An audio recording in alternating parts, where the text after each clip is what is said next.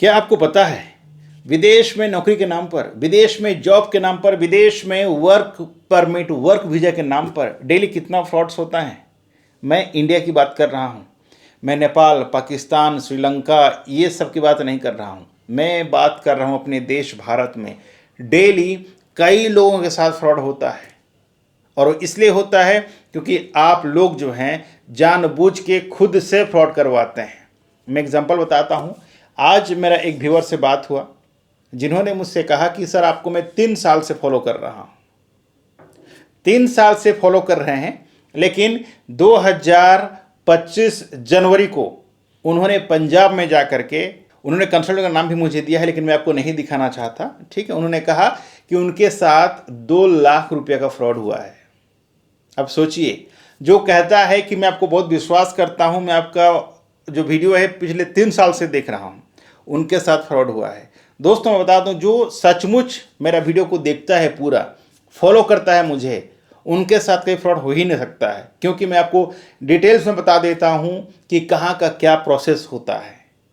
और अगर ये देखने के बावजूद अगर आपके साथ फ्रॉड हो रहा है तो कहीं ना कहीं आप में कुछ कमियां हैं या आप सोचने में कुछ गलती कर रहे हैं। आज मैं लग्जमबर्ग के बारे में क्यों बताने जा रहा हूं।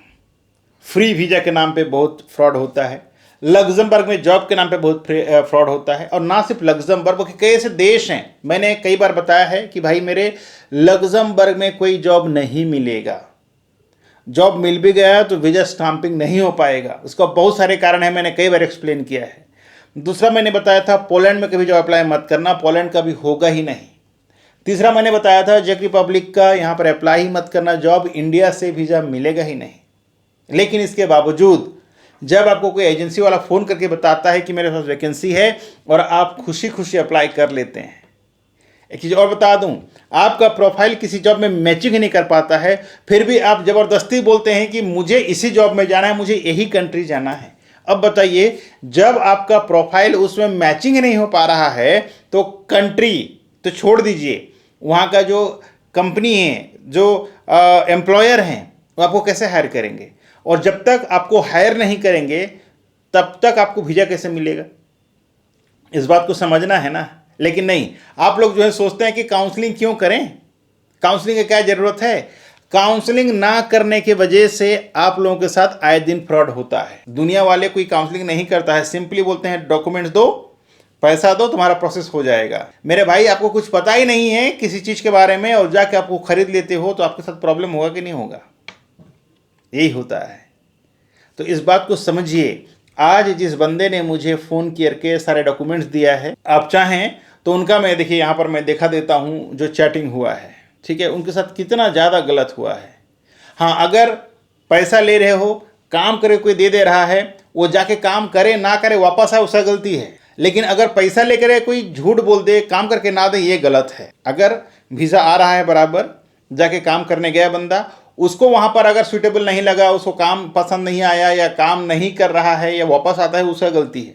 एक बार कोई बंदा गया, काम पसंद नहीं आ रहा है, तो भैया उसका गलती है, क्योंकि आप वहाँ पर प्राइम मिनिस्टर काम में तो नहीं गए हैं। आप जिस काम के लिए उस काम में करना है, अगर नहीं करें तो आपकी गलती है। लेकिन यहाँ पर मसला उल्टा है।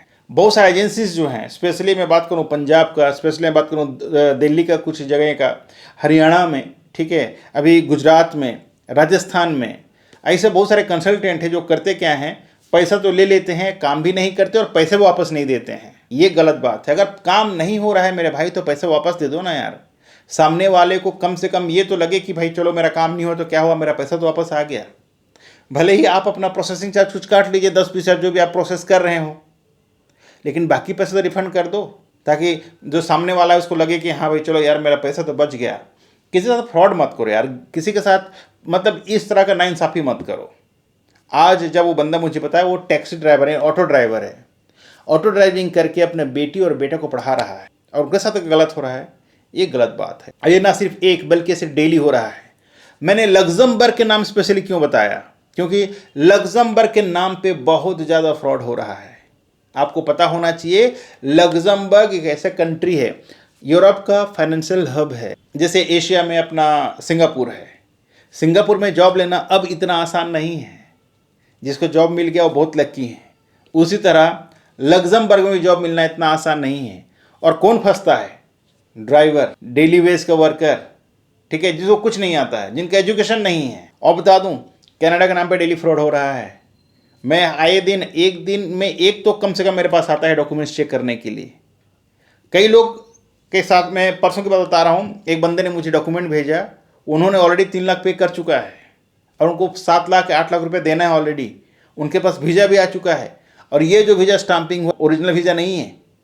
और जब मैंने उनको कहा कि मैं चेक करके बताने के लिए 2000 लेता हूँ, तो मुझसे कहते हैं कि आप चीटिंग कर रहे हैं, 2000 रुपये चार्ज कर रहे हैं सिर्फ देखने के लिए, चेक करने के लिए। सोचिए, 3 लाख ऑलरेडी डूबा हुआ है और उनका अब 7-8 लाख रुपये और डूबने वाला है। वो उनके लिए कमी है, 2000 ज़्यादा हो जाता है। तो बताइए कैसे कैसे लोग हमारे देश में रहते हैं, ठीक है। अब इनको क्या ही समझाना, लेकिन आपको समझदार बनना है। अगर कोई आपको लग्जमबर्ग के बारे में बता रहा है, अगर आपको कोई पोलैंड के बारे में बता रहा है, अगर आपको चेक रिपब्लिक के बारे में बता रहा है, तो भैया ऐसे विश्वास मत करो यार।